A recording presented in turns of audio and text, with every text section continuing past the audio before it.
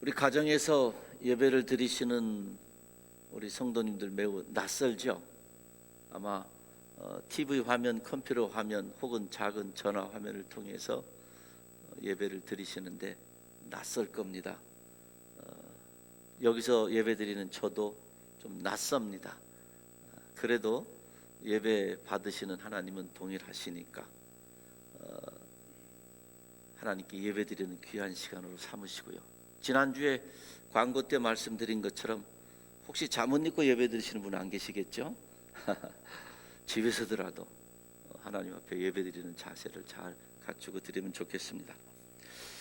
어려운 때지만 우리는 예수님을 닮아가고 따라가고자 하는 말씀을 계속 나누고 있습니다.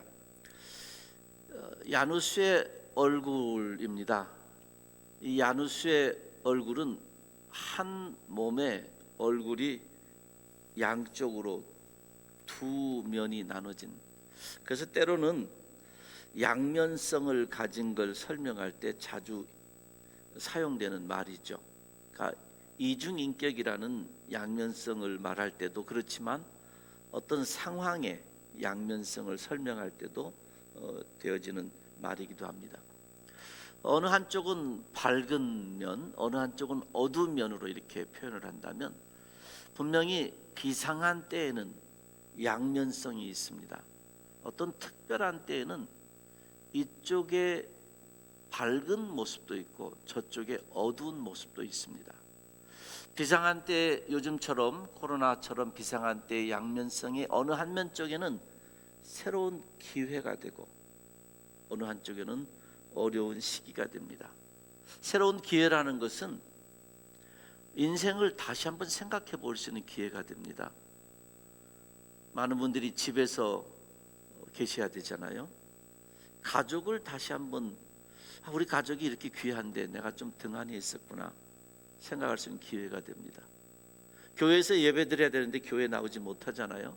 교회가 얼마나 참 귀한 건지, 그동안에 나의 모습에 거품은 어떤 게 있었는지, 그래서 새로운 출발의 기회로 삼을 수 있습니다.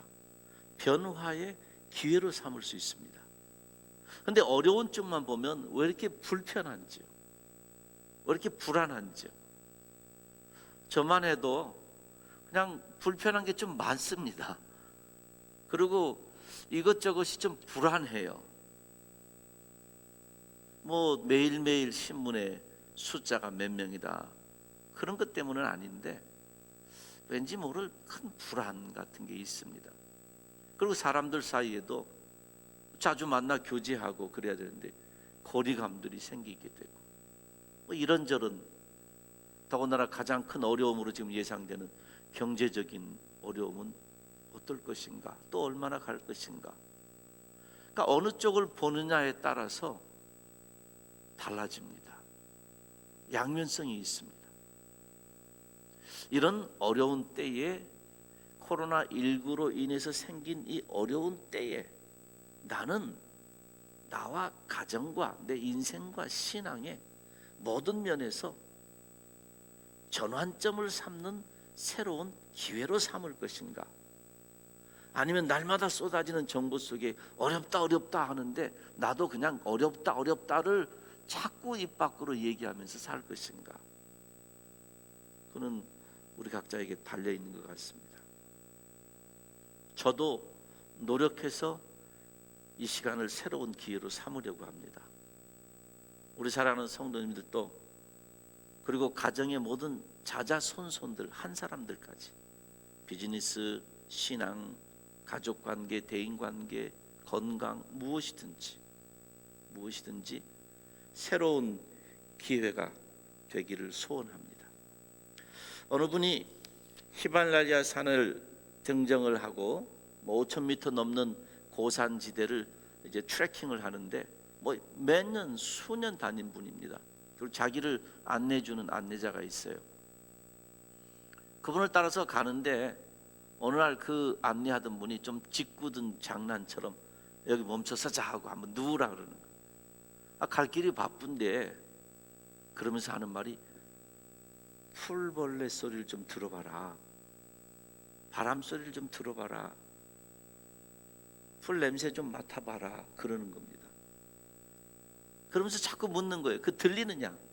이분이 안 들리는데 너무 자꾸 물어보니까 들리는 것 같아 그랬다는 거예요. 그러고 진짜 앉아서 누워서 들어보니까 바람 소리가 들리고 풀벌레 소리가 들리고 풀 냄새가 맡아지는 거예요. 그동안에는 높은 산만 보고 그 길만을 향해서 걸어가기만 했던 겁니다. 그런데 자기 걸어가던 그 길에 그 작은 소리들, 작은 냄새들, 작은 모습들, 그렇게 좋은 것들을 놓치고 바삐 높은 봉우리만 보고 왔었구나 생각을 했다는 겁니다. 코로나19로 인해서 타의에 의해서 쉬고 계시지만 이 시간이 하나님의 세미한 음성을 듣는 시간이 되기를 주님의 이름으로 축원합니다. 가족들의 세미한 음성들, 부부끼리, 부모와 자녀끼리, 이웃끼리, 목장에서 그동안 목표만 보고 달려오느라고 듣지 못했던 그 신음소리들,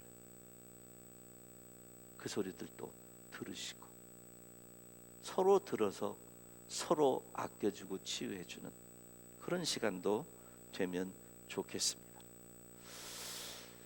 이제 우리는 그런 마음을 가지고 예수님께서 오늘 본문에서 행하신 것을 한번 살펴보고자 합니다. 예수께서 아직도 무리에게 말씀하고 계실 때에 예수의 어머니와 형제들이 예수와 말을 하겠다고 바깥에 서 있었다. 어떤 사람이 예수께 와서 말하였다. 보십시오, 선생님의 어머니와 형제들이 선생님과 말을 하겠다고 바깥에 서 있습니다. 한번 같이 읽겠습니다. 시작. 그 말을 전해준 사람에게 예수께서 말씀하셨다. 누가 나의 어머니이며 누가 나의 형제들이냐? 그리고 손을 내밀어 제자들을 가리키고서 말씀하셨다. 보아라, 나의 어머니와 나의 형제들이다. 하늘에 계신 내 아버지의 뜻을 따라 사는 사람이 곧 내 형제요 자매요 어머니이다. 아멘. 우리는 이 이야기 속에서 예수님의 방향 전환에 대한 모습을 찾을 수 있습니다. 예수님은 진리를 향한, 하나님 아버지를 향한 방향이 분명하게 정해져 있었습니다. 어디에서 시작하든지 길은 로마로 간다고 했던 것처럼 어디서 시작하든지 진리를 향하여, 생명을 향하여, 하나님 아버지를 향하여서 방향을 전환해 주십니다. 오늘 본문의 내용은 간단하게 말하면 그거죠. 예수님에게 옆에 있던 사람들이 엄마 왔어요 그런 겁니다. 어머니와 동생들이 왔습니다. 어머니와 동생들이 무슨 예수님께 하실 말씀이 있어서 오신 거죠. 그러니까 예수님이 앞에서 지금 저처럼 설교를 하는 것처럼 하고 계시는데 뒤에서 어떤 사람이 엄마 왔어요 그러시는 거죠. 그랬더니 예수님께서 누가 내 엄마야 이러시는 것처럼 누가 내 어머니며 내 형제며 자매냐 질문하십니다. 예수님 몰라서 하신 질문이 아니죠.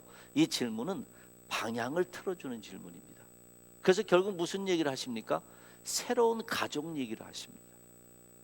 예수님은 육신의 어머니와 형제 자매가 예수님을 찾아오셨다는 이 사실을 통해서 그 방향을 거기에 있는 모든 사람들에게 유익하도록 전환을 해주셔서 결국은 새로운 영적 가족 얘기를 하시지 않습니까? 예수님 방향을 전환하십니다. 예수님 이거 한두 번 아니시죠?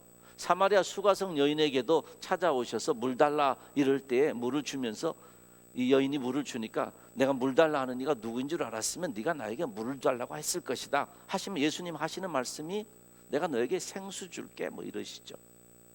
또 여러 얘기 하시다가 말이 여러 번 왔다 갔다 하시죠. 그러다가 남편 좀 데려와 그러시죠. 물 얘기에서 남편 얘기로 돼요. 그러다가 결국 뭡니까?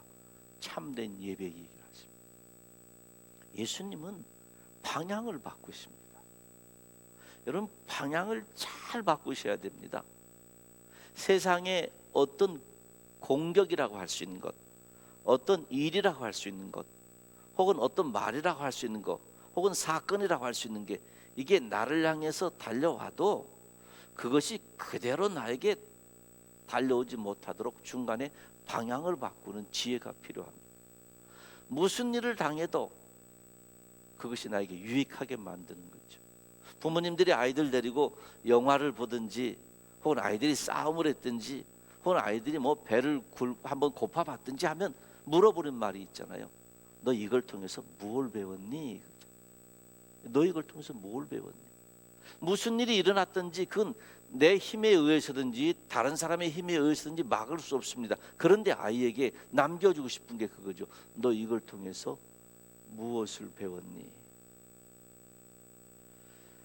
일상의 보통적인 질문을, 일상의 보통으로 일어나는 일들을 진리로 바꾸는 방향 전환의 지혜가 필요하고, 방향 전환의 마음이 필요하고, 방향 전환의 여유가 필요합니다. 급한 일 당하면 여유가 없어져서 급한 일이 나를 공격하도록 그대로 내버려 둡니다. 그런데 급할수록 돌아가라는 말처럼 급할수록 돌아가고, 호랑이에게 잡혀가도 정신 차리면 산다는 것처럼 어려운 일이 있을 때일수록 마음이 여유를 가지면 방향을 전환할 수 있는 틈이 생깁니다. 아, 이건 이런 거일지 몰라. 아, 이걸 통해서 내가 이게 눈에 띄네. 방향 전환을 할 수 있습니다.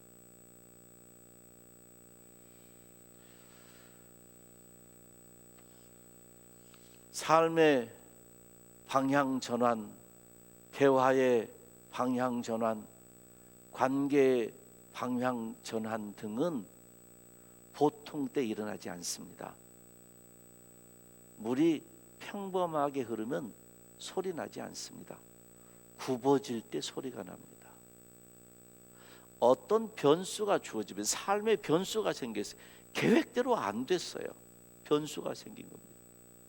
대인관계 속에 이대로 되면 계획대로 안 됐어요. 어떤 상황이 생겼습니다.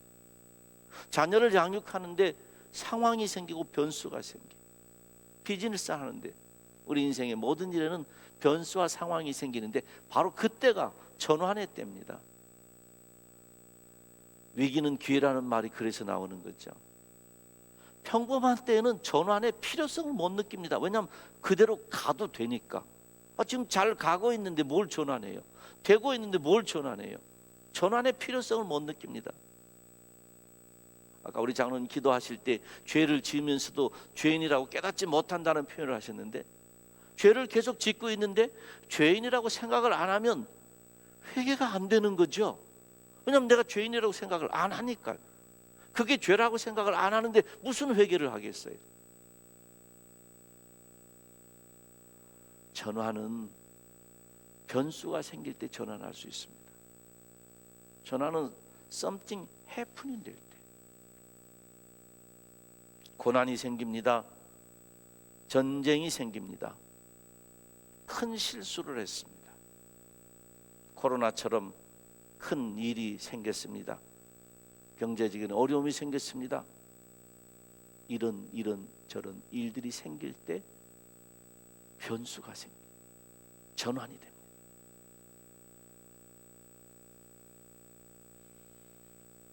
모든 상황 속에서 주를 찬양할지라 하는 찬양을 우리가 합니다. 내 영혼이 확정되고 확정됐다는 말도 합니다. 모든 상황 속에서 하나님을 향하여서 얼굴을 돌리면 주의 나라 내게 이미 임하였네. 모든 상황 속에서 방향은 하나님을 향하여, 그리고 벗어났던 내 삶을 방향 전환하는. 요셉이 그랬습니다. 삼손이 그랬습니다. 다윗, 다니엘, 예수님 제자들, 바울, 성경에 있는 인물들, 어려운 일들이 생겼습니다. 그때 바뀌어졌습니다. 대표적으로 우리가 바울 얘기할 때 다메섹 도상을 얘기하지 않습니까? 거기서 우리 식으로 말하면 꼬꾸라졌죠. 눈이 안 보이죠. 예수님 말씀하시기를 네가 가시를 뒷발질하기가 얼마나 힘이 드느냐. 자기는 힘든 줄 몰랐어요. 자기는 그게 자기 인생인 줄 알았는데 예수님의 눈에 힘든 인생 살고 있는 거예요.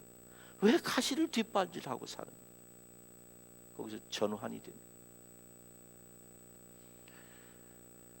국제시장이나 포레스트 검프라는 영화 같은 데 보면 세계사적인 굵직굵직한 일들이 생기죠. 그리고 굵직한 일들을 통해서 한 개개인이 삶이 변화되는 모습이 나타나죠. 우리 개개인도 그렇습니다. 기억하십시오. 삶의 방향전환, 대화의 방향전환, 대인관계의 방향전환, 이런 모든 것 등은 평범할 때가 아니라 어떤 일이 일어날 때, 그러므로 지금은 방향전환의 때입니다.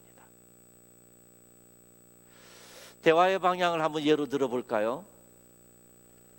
부정이 있으면, 즉 부정적인 생각, 부정적인 대화, 늘 우리가 입을 열면 원망하고 짜증한다면 이제는 전환을 해야 되는데 긍정으로 전환해야 돼요.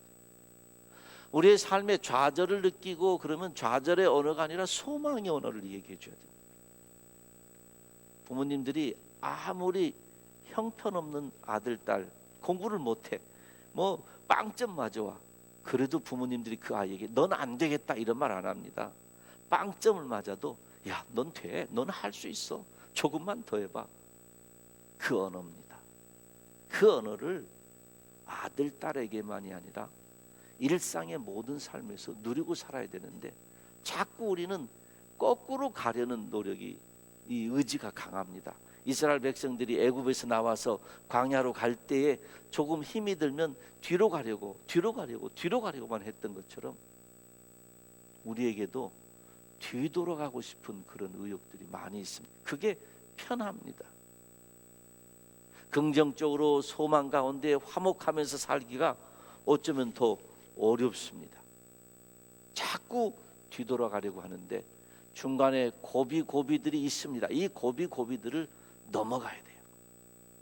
한 단계 넘어가고 이 나의 얘기가, 이 나의 생각이, 이 나의 언행 심사가 소망적인가 아닌 것 같으면 한 번 더 넘어가야 돼요. 자꾸 넘어가요. 대화뿐만 아니라 우리 인생도 그러죠. 파괴적인 인생에서 건설적인 삶을 살아야 되고 부정에서 긍정으로, 이기적인 면에서 이타적인 면으로 자꾸 이 고비를 넘어가 살아야 됩니다. 이런 예를 들자면 한없이 들 수 있겠죠. 그런데 우리의 근본적인 전환이 필요합니다. 보잘것없는 나. 우리는 이상하게 정도의 차이가 있지만, 방법의 차이가 있지만 자기를 굉장히 중요시하면서 삽니다. 자기를 중심에 두고 삽니다.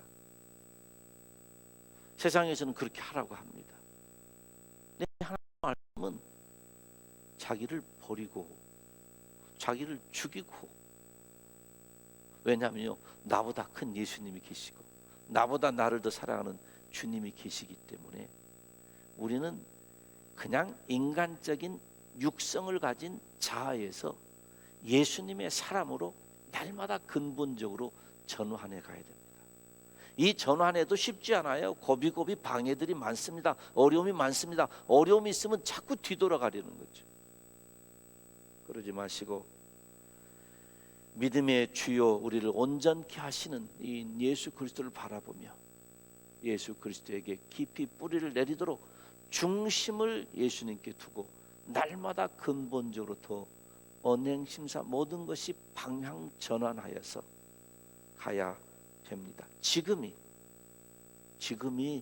무슨 일이 일어났으니까 코로나19로 인해서 삶에, 우리의 보통 일상적인 삶이 파괴됐습니다.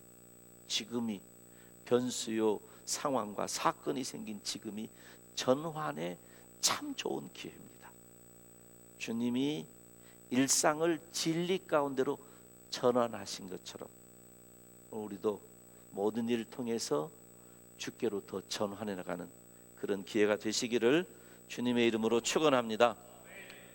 주님의 오늘 말씀의 키워드는 가정입니다. 가정, 가족. 어머니 왔어요. 그러니까 누가 내 어머니고 누가 내 형제 자매냐 하시면서 다른 가족 얘기를 하십니다.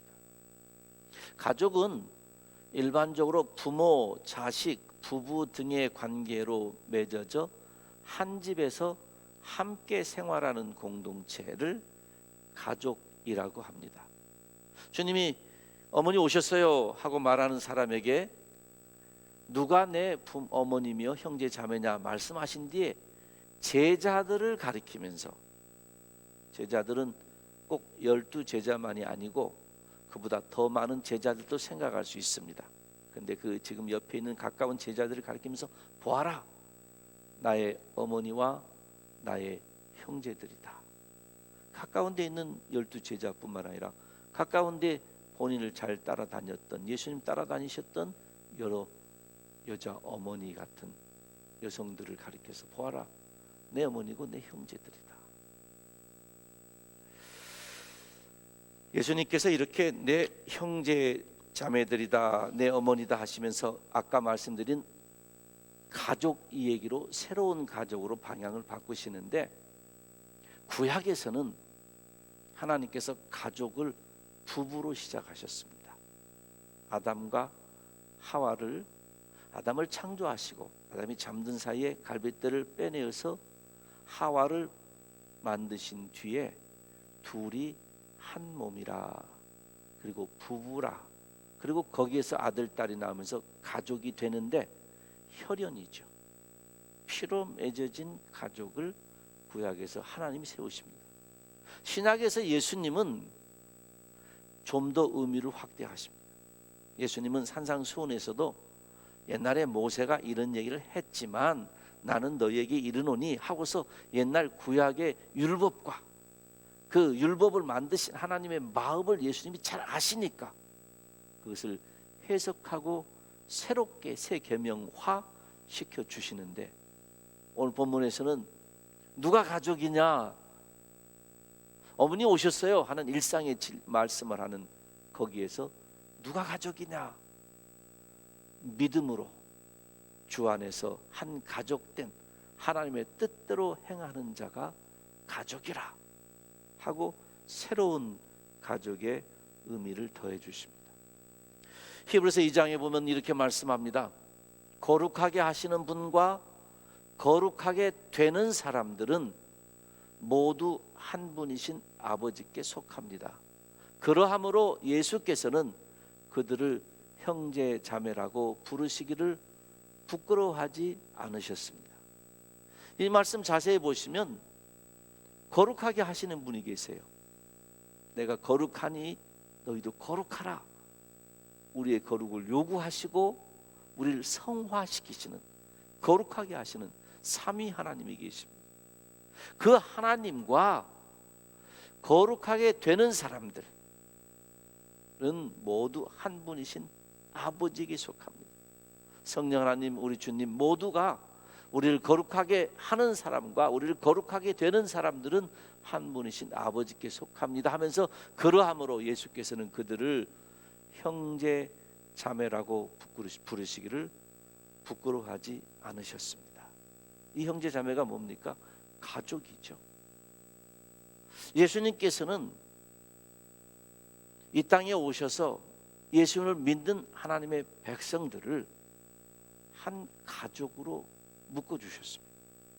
구약에서 하나님께서는 나는 너의 하나님이 되고 너희는 내 백성이 되리라, 하나님의 통치자로서 하나님과 백성의 관계를, 언약 관계를 해주셨다면, 신약에 오셔서 예수님 그걸 좀 더 확대 발전하셔서 한 가족으로 묶어두셨습니다. 예수님 니고데모하고 말씀하실 때 새로운 출생 얘기를 하시죠. 그걸 우리가 중생이라 그러죠. 어머니 몸에 들어가서 내가 어떻게 다시 날 수 있습니까? 그렇게 묻지 않습니까? 네가 거듭나야 된다 그러셨더니 그 새로운 출생, 영적 출생을 말씀하셨습니다. 그 예수님께서 영적 가족을 얘기하고 계시는 겁니다. 누가 내 어머니고 누가 내 형제 자매냐? 하나님 아버지의 뜻대로 행하는 자들은 다 내 어머니고 내 부모고 내 형제 자매라. 영적 출생을 말씀하신 주님께서 영적 가족을 말씀해 주셨다는 사실을 우리가 기억을 해야 됩니다. 계시록 3장 20절에 보면 누구든지 문 밖에 서서 들어주신 예수님 그 문 소리를 듣고 문을 열면 나는 그에게로 들어가 그와 함께 먹고 그는 나로 함께 먹게 하신다 하는 말씀을 하십니다. 함께 먹는 그 밥상 공동체에 대한 얘기를 하시는데 이것도 가족에 대한 이미지가 들어 있습니다. 이처럼 예수님은 예수님의 제자들, 주님을 따라오는 하나님의 백성들을 향하여 너희는 내 형제 자매라. 누가 내 어머니며 형제요 자매일 것인가? 예수 그리스도를 믿고 따르며 하나님의 말씀대로 행하는 자다 하고 가족으로 묶어주십니다. 오늘 이 자리에서 예배드리시는 우리 장로님들이나 사역자님들, 또 가정에서 예배드리시는 우리 모든 교우들, 무슨 얘기죠? 우리가 모두 한 가족이라는 이 말씀입니다. 태어나기는 육적으로는 우리 어머니 아버지 밑에서 태어났습니다. 우리가 성씨도 다 다릅니다. 그런데 이방인과 유대인을 그리스도 예수 안에서 하나 되게 하신, 여자와 남자를 그리스도 안에서 하나 되게 하시고 종과 자유인을 하나 되게 하신 그 하나님께서 우리를 예수 그리스도 안에서 한 가족으로 삼아 주셨다, 그 말씀입니다. 그러므로 우리는 주 안에서 한 가족, 한 가정, 한 식구들입니다. 코로나19 중에서도 우리가 가족인 것을 잊지 않으시기를 주님의 이름으로 축원합니다. 사회적 거리라고 하니까 자꾸 멀리 오늘 아침에 보니까 피지컬 디스턴스라고 해서 이제 물리적 거리라고 이름을 바꾼다고 하더라고요. 참 좋은 것 같아요. 물리적으로 서 있는 거리를 떼는 거지 마음의 거리를 떼는 게 아니잖아요. 오히려 이럴 때는 마음이 더 가까워져야 됩니다. 보지 못해서 더 안타깝고 보고 싶어야 되고, 혹시라도 노인분들, 어르신들, 몸이 약한 분들 아프시지는 않나 관심이 그리 집중해야 되고, 혈연도 있지만은 혈연의 가족은 돌아봐야 되는 거 두말할 것도 없지만은 믿음으로 한 가족된 우리가 서로를 돌보고 돌아봐야 된다는 사실을 어려운 중에도 잊지 마시고 어려울수록 더 돌아보는 친히 주님 맺어주신 그레이스 영적 가족이 다 되시기를 주님의 이름으로 축원합니다. 오늘 이 말씀 들으시는 모든 성도님들 한번 그러셨으면 좋겠어요. 한 분에게라도, 우리 교회 연세 드신 어르신들 요람에 보면 다 나와 있습니다. 잘 모르셔도 사진 나와 있으니까 한 분에게라도 전화하셔서 혹은 카톡이라도 하셔서 어떻게 지내십니까? 안부라도 좀 물어주시고, 최소한 그렇게라도 우리가 가족인 것을 행하는 노력을 좀 하시면 좋겠다 싶습니다. 마지막으로 세 번째입니다. 그렇게 가족된 우리가 어떻게 살아야 되는가 한번 같이 읽겠습니다. 시작.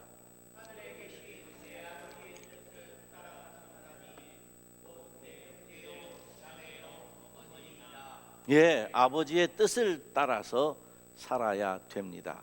근데 이 말씀을 보면 우리가 영적 진리에 보면 개방성과 배타성이라는 게 있습니다. 개방은 오픈됐다고, 배타는 닫혀졌다는 그런 뜻으로 본다면, 개방은 좀 포용적이고 배타는 좀 제한이라는 말로, 배타라는 말이 좀 세니까 제한으로 보겠습니다. 주님의 진리는 포용적이지만 제한적입니다. 다시 말씀드립니다. 기억하십시오. 주님의 진리는 포용적이지만 제한적입니다. 이 성경에 보면 누구나 다 하는 것처럼 포용적인 표현들이 있지만 사실은 그렇지 않습니다.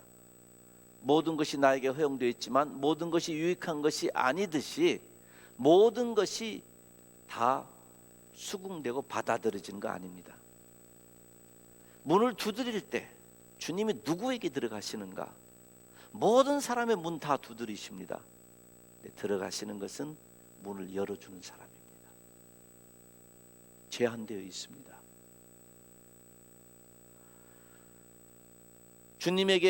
주님의 백성이 된 사람들이 모두가 다 열매를 맺는가? 아닙니다. 요한복음 15장에 보면 나를 떠나서는 너희가 아무것도 할 수 없다. 가지에 붙어 있는 사람입니다. 바울은 주 안에 있어야 된다는 걸 얼마나 많이 강조하는지요. 나를 시인하면 나도 마지막 날에 너희를 시인할 것이요. 믿는 사람마다 하나님이 세상을 사랑하사 세상 사랑하십니다. 전 인류 사랑하십니다. 네, 믿는 사람마다 주신 독생자를 믿는 사람마다 멸망치 않고 영생을 얻게 하려 합니다.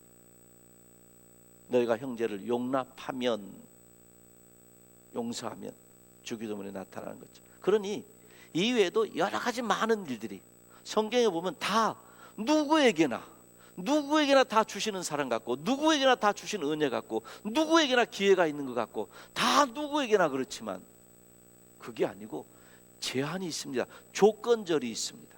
신명기에 있는 축복과 저주에 대해서도 축복만 생각해 볼까요? 너희가 새로운 가나안 땅에 들어가면 그 땅은 이전에 너희가 발로 물대니라고 수고해가지고 힘써서 일한 땅과 같지 않다. 하늘에서 내리는 비를 골짜기에 받기만 하면 된다. 그 부분만 보면 가나안 땅은 놀라운 땅이에요. 누구에게나 축복된 땅입니다. 이전의 고생은 끝났어요. 근데 그 앞에 계속해서 붙어다니는 말씀이 뭡니까?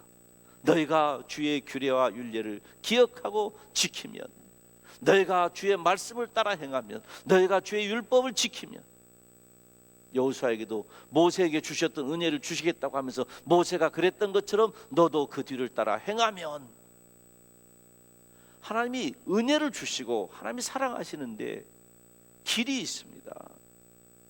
바로 저 오른쪽에 있는 저것들, 성경에서 골라내면 저보다 훨씬 더 많은 저것들이 우리의 자아상이어야 됩니다. 우리는 문을 열어주는 사람이어야 되고, 우리는 나무에 붙어있는 사람이어야 되고, 우리는 주 안에 있는 사람이어야 되고, 우리는 입으로, 몸으로, 삶으로 주님을 시인하는 사람인데, 힘들고 어려울 때조차도 주님을 시인하는 사람이고, 언제 어디서든지 저게 우리의 정체성입니다. 우리는 이런 길을 가. 주님이 누가 내 어머니고 형제고 자매냐 하시면서 하늘 아버지의 뜻을 행하는 사람이면 누구나 제한을 뒀습니다. 그러므로 우리가 영적 가족인데, 우리가 그레이스 한 가족인데, 우리는 힘을 합해서 뭘 할 것인가, 서로 격려하는 중에 하늘 아버지의 뜻을 행하도록 도와줘야 합니다. 그 길을 함께 걸어가야 돼요. 저는 요즘에 코로나19 때문에 힘들어 하시는 분들을 볼 때마다 저러다가 마음이 말씀에서 멀어지면, 저러다가 마음이 하나님에서 멀어지면 어떻게 할까?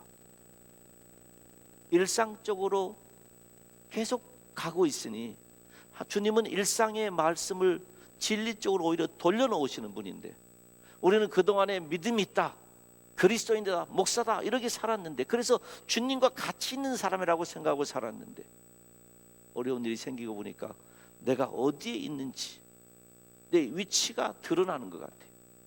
나는 여기 있는 줄 알았는데, 주님께 바짝 가까이 있는 줄 알았는데 믿음 없는 나의 모습을 보기도 하고, 나는 그래도 주님을 더 사랑하고 이럴 때에도 저 주님 더 영광 돌리는 삶을 살아야지 그런 줄 알았는데, 실제 내 마음에 다가오는 불안감과 염려는 저 멀찌감치 있는 것 같고,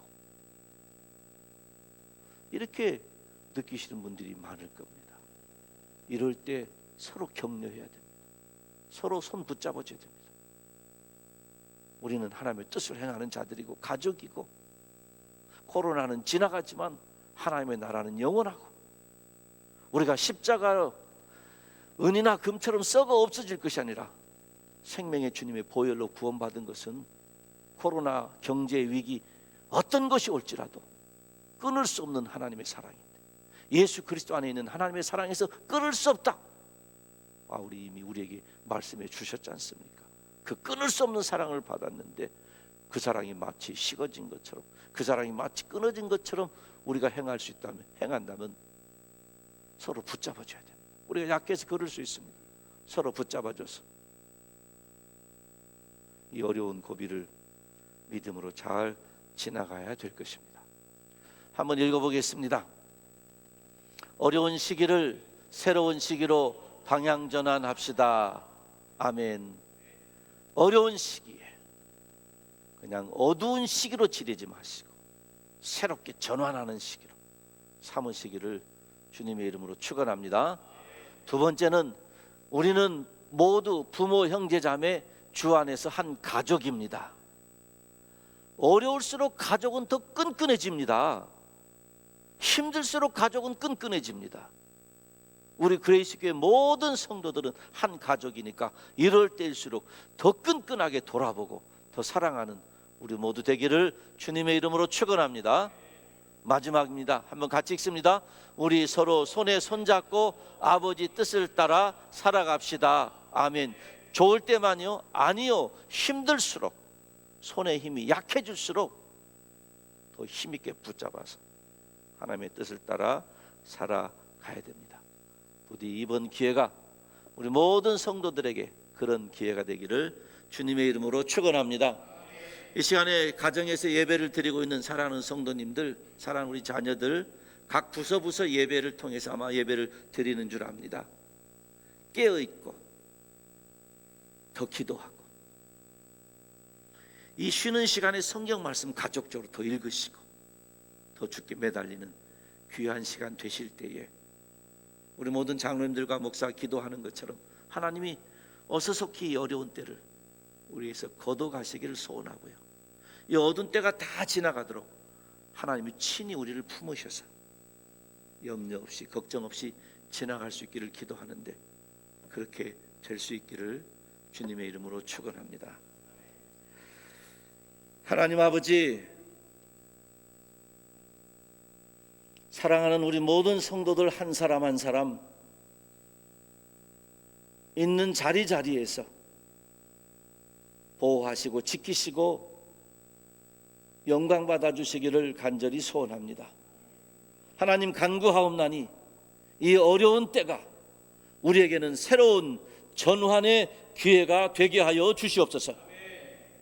그동안에 달고 살았던 여러 거품들 형식들을 벗어버리는 기회가 되게 하시고 감사하지 못했던 눈을 들어 감사의 조건들이 눈에 보이게 하시고 서로 사랑하게 하시며 가족이 얼마나 중요한지 알게 하시고 교회가 얼마나 소중한지 아는 기회가 되도록 하나님이여 역사하여 주시옵소서. 삶이 전환되고 관계가 전환되고 비즈니스가 전환되고 모든 것들이 전환되고 신앙이 전환되어서 발전적으로 새로워지는 기회로 삼아 주시옵소서. 하나님 아버지, 이 어려운 때에 우리 모두가 다 형제 자매들인 것을 알고 더 사랑하며 더 가까이 챙겨주며 응원해주는 저희들 되도록 역사하여 주시옵소서. 하나님 아버지, 끝날까지 우리의 인생의 끝날이든지 주님 다시 오시는 그날까지 아무리 많은 어려움과 고비가 있다 할지라도 서로 손잡고 하나님의 뜻을 행하며 주님의 나라를 향하여 달려가는 믿음의 성도로 든든히 세워 주시옵소서. 사랑하는 모든 성도들을 보호하시고 지키시고 이 땅에 있는 모든 그리스도인들 교회들을 하나님이 어려운 중에서도 지켜주셔서 어려울수록 빛을 발하게 하시고 어려울수록 소금의 역할을 감당하며 어려울수록 주의 이름을 높이 드러내는 우리 모두 되도록 하나님이여 역사하여 주시옵소서. 감사드리며 영광 돌리며 예수님의 이름으로 기도하옵나이다. 아멘. 자리에서 일어나셔서 나의 안에 거하라 함께 찬양하시겠습니다.